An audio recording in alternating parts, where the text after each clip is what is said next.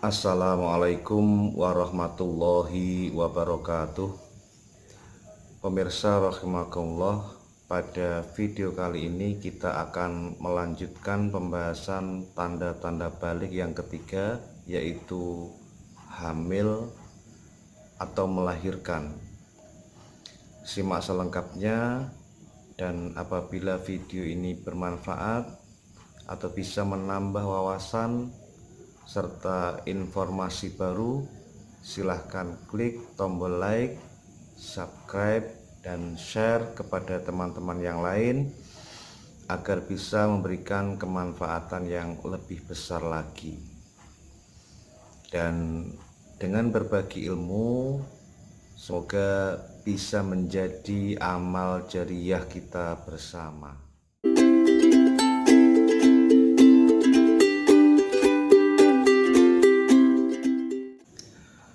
Bismillahirrahmanirrahim. Alhamdulillahirabbil alamin. Wassalatu wassalamu ala sayyidinal mursalin wa ala alihi washabihi asma'in, amma ba'd. Pemirsa rahimakumullah, sebagaimana tadi saya sampaikan, dalam video ini kita akan membahas tanda-tanda balik yang ketiga, yaitu hamil atau melahirkan, dan ini masih dalam kategori klasifikasi yang pertama, yaitu tanda-tanda balik yang berkaitan dengan perkembangan biologisnya si anak.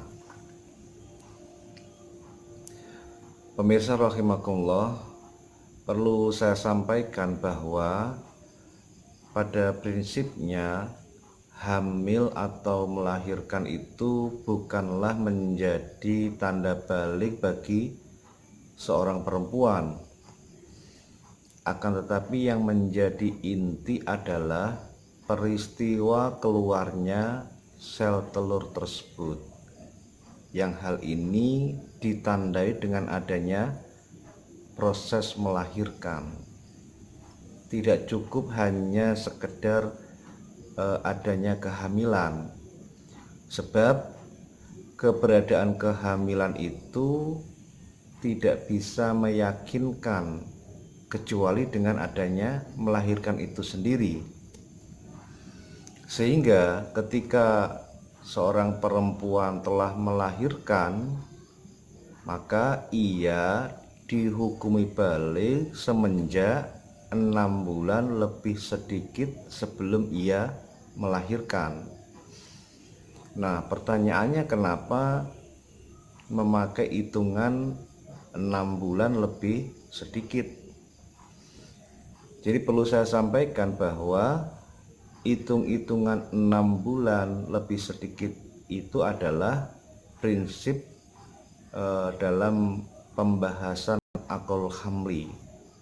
Jadi masa minimal mengandung.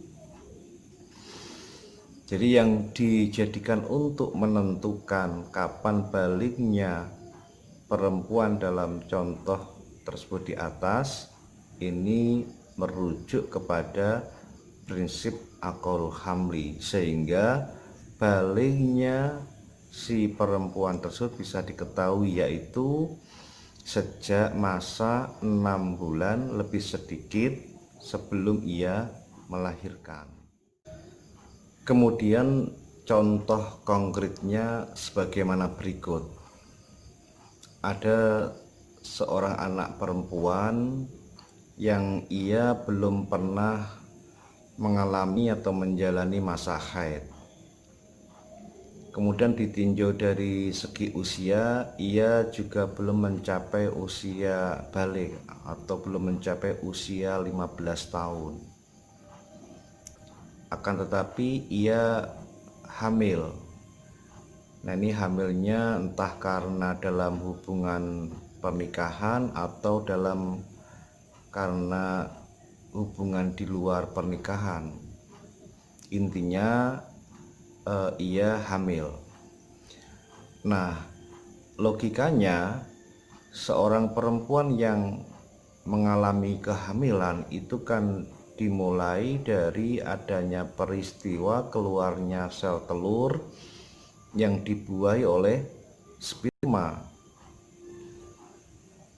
Akan tetapi dalam perspektif fikih, peristiwa keluarnya sel telur tersebut tidak cukup hanya mempertimbangkan atau melihat adanya kehamilan yang dialami oleh si perempuan tersebut. Peristiwa keluarnya sel telur yang dialami si perempuan tersebut haruslah terbukti sampai terjadinya proses melahirkan. Jadi ketika ia sudah melahirkan, kemudian dirujukkan juga dengan prinsip aqallul hamli, maka dari sinilah kemudian bisa diketahui kapan atau semenjak kapan si perempuan tersebut distatusi menjadi seseorang yang balik. Jadi yang dipakai hitungan untuk menentukan kapan si anak perempuan yang hamil tersebut itu balik adalah dengan memakai prinsip aqallul hamli, yaitu dengan hitungan 6 bulan lebih sedikit sebelum ia melahirkan. Pemirsa rahimakumullah, perlu juga saya sampaikan bahwa prinsip aqallul hamli ini di samping bisa untuk mengetahui kapan si perempuan ini dihukumi balik, maka prinsip aqallul hamli ini juga bisa untuk menentukan apakah bayi yang dilahirkan itu bernasab dengan laki-laki yang telah menikahi ibunya atau tidak.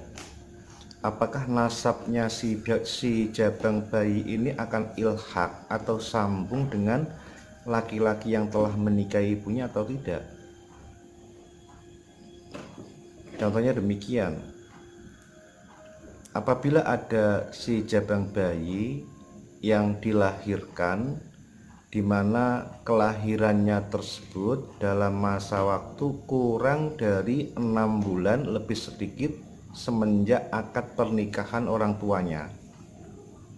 Jadi kurang dari 6 bulan lebih sedikit. Maka dengan prinsip aqallul hamli tersebut bisa diketahui bahwa si anak tersebut ini tidak bernasab kepada laki-laki yang telah menikahi ibunya tersebut. Nasabnya tidak sambung kepada laki-laki yang telah menikahi ibunya tersebut. Nah, apabila si jabang bayi ini berjenis kelamin perempuan, maka ketika nanti ia besar, kelak ketika ia besar dan hendak melaksanakan pernikahan, maka yang berhak menjadi wali dari si anak tersebut bukan lagi laki-laki yang telah menikahi ibunya. Walaupun secara biologis antara laki-laki yang telah menikahi ibunya dengan si anak itu mempunyai hubungan DNA, tapi dalam perspektif fikih, karena kelahiran si anak tersebut ini kurang dari masa 6 bulan sejak pernikahannya, maka nasabnya tidak sambung kepada laki-laki yang telah menikahinya tersebut. Sehingga dalam prinsip fikih, laki-laki yang telah menikahi tersebut bukanlah sebagai ayah yang sah yang berhak untuk menjadi wali pernikahan si anak tersebut. Lalu kemudian siapa yang menjadi wali dari si anak perempuan tersebut?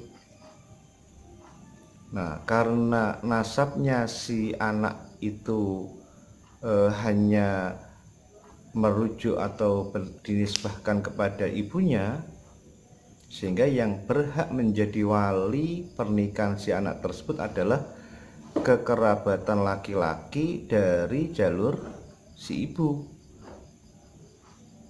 Jadi sekali lagi, yang berhak menjadi wali atas pernikahannya si anak tersebut adalah kekerabatan laki-laki dari jalur ibu, bukan laki-laki yang telah menikahi ibunya tersebut.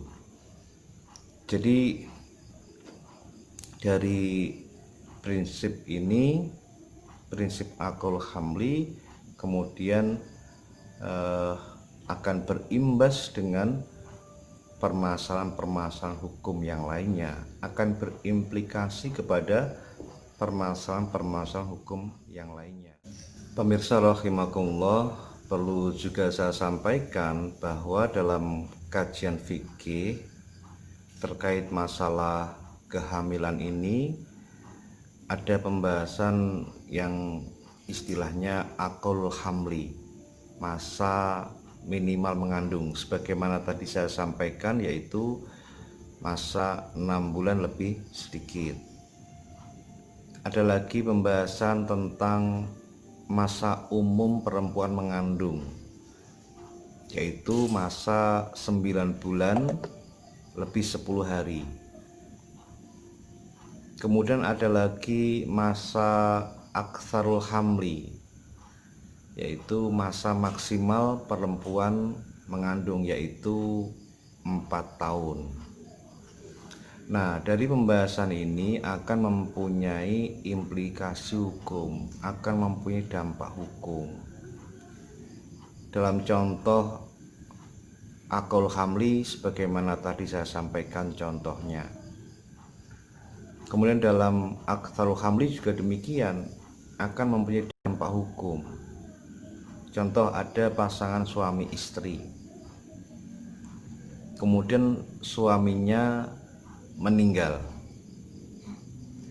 Nah, dalam masa iddah ini si istri ternyata diketahui sedang hamil.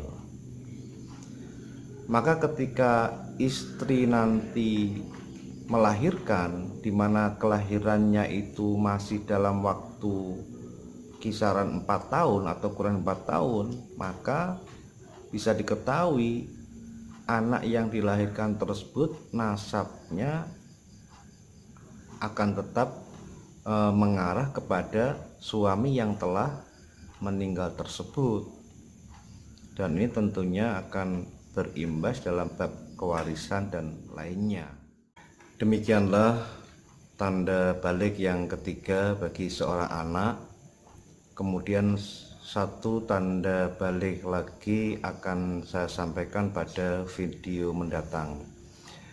Dan apabila dari penjelasan ini ada yang belum memahamkan kepada pemirsa, silahkan ketik pertanyaan di kolom komentar agar interaksi channel kita bisa lebih interaktif. Dan semoga sedikit yang dapat saya sampaikan bisa menjadi ilmu yang bermanfaat barokah. Semoga kita selalu mendapatkan taufik hidayah dari Allah. Semoga selalu diberi kesehatan lahir batin, umur yang panjang, kebaikan dunia dan akhirat, selalu diberi lindungan dan ridho dari Allah SWT, dan tentunya semoga kita semua mendapatkan husnul khotimah. Dari saya ada yang kurang pas, ada yang kurang berkenan, saya mohon maaf yang sebesar-besarnya. Saya akhiri, ihdinas siratal mustaqim, billahi taufiq wal hidayah. Wassalamualaikum warahmatullahi wabarakatuh.